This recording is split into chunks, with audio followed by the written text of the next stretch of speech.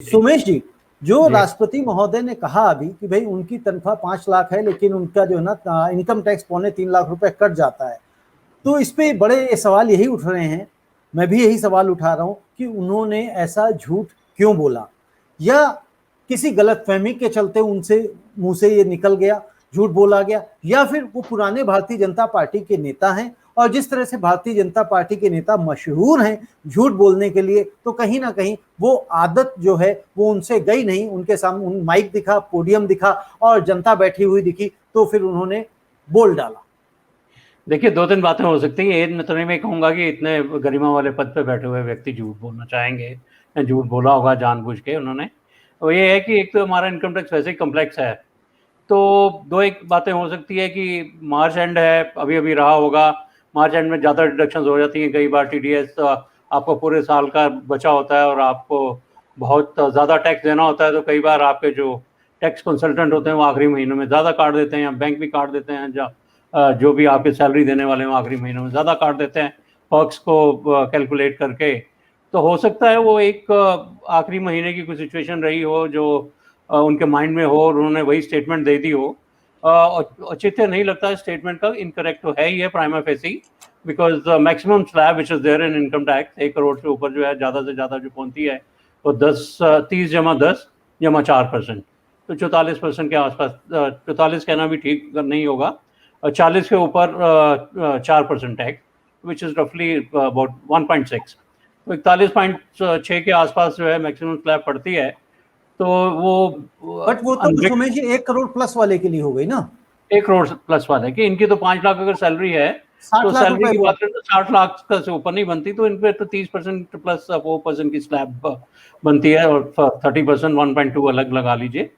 तो बेसिकली कहीं ना कहीं लगता है कुछ गलती हो गई। वो दो तीन चीजें हैं इससे सीखने वाली। एक तो लगता है कि हमारा इनकम टैक्स इतना कॉम्प्लिकेटेड है। मेरे को याद है कि जब भी इनकम टैक्स कॉम्प्लिकेट हुआ करता था, या आजकल जीएसटीएन का थ्रेशोल्ड बहुत कॉम्प्लिकेटेड है, तो मैं नॉर्मली अपने आर्टिकल्स में चैलेंज किया करता था कि एक रेवेन्यू सेक्रेटरी साहब थे, उन्होंने एक सरल सुगम बनाई थी कभी रिटर्न, और कहा जी बहुत ही आसान होने वाली है लाइफ। हमने कहा जी आप इसको खुद भर के बता दीजिए, क्योंकि उसमें कहा था कि घर में कितना कैश है ये भी आपको सूचना देनी है।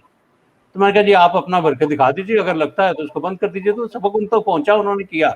तो राष्ट्रपति महोदय जी ऐसा कह रहे हैं, तो इसका तो मेरे को लगता है कि इनकम टैक्स वालों को सोचना पड़ेगा कि अपना जो एडवोकेट भी रहे हैं और इतनी सालों की स्टैंडिंग है, महामहिम है, अगर उनको कहीं कंफ्यूजन हो रहा है टैक्स पे, तो कहीं ना कहीं तो इनकम टैक्स के लिए सबक है कि इसको लेस कॉम्प्लिकेटेड करें। इतना slab, old method, new method, ये वो सब जो कि लेकिन इस साल से लागू होने वाला है। सोमेश जी, इसमें कंफ्यूजन वाली बात कहाँ से हो सकती है?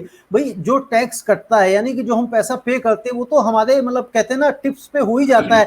बैंक अकाउंट में स्टेटमेंट दिखी जाती है कि हाँ भाई मेरे पैसे इतने आए थे, इतने चले गए, इसको हम इतना अगर 12 महीने में डिवाइड करेंगे तो ये आ जाएगा। भाई ये तो उस आदमी के लिए थोड़ी सी समस्या जरूर हो सकती है जिसके मल्टीपल सोर्स ऑफ इनकम हो, वो तो कंफ्यूज हो सकता है।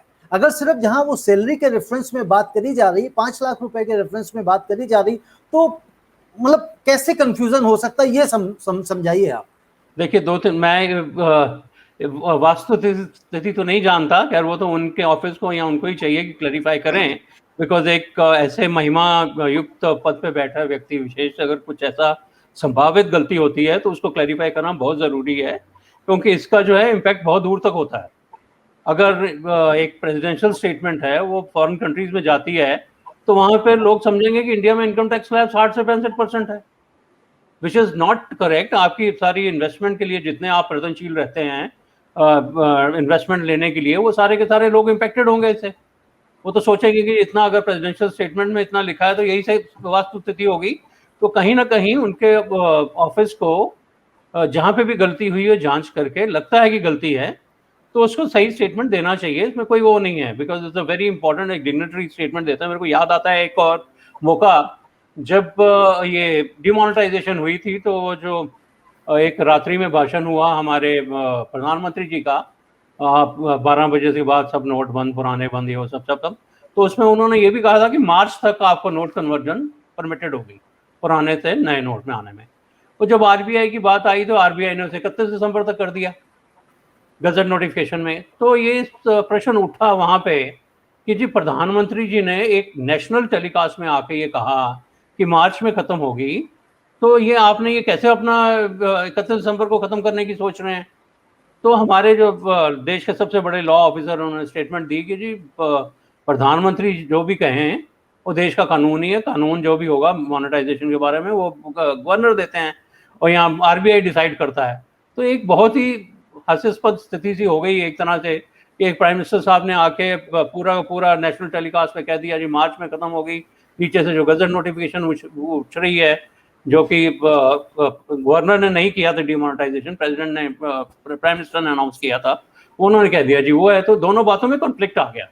तो एक जब भी डिग्नेटरीज की तरफ से बात होती है और कुछ गलत हो जाता है तो उसका इमीडिएट रिबटल देना चाहिए उनके ऑफिस को, इमीडिएट रिवर्ट करना चाहिए। बिल्कुल आप सही कह रहे हैं, भाई क्लैरिफिकेशन बहुत जरूरी है कि लोगों के मनों में भ्रम क्यों पैदा होते हैं, सवाल क्यों पैदा होते हैं। यदि अगर इसी तरह का कोई क्लैरिफिकेशन आ जाता तो शायद आज भी हम इस पर चर्चा नहीं कर रहे होते।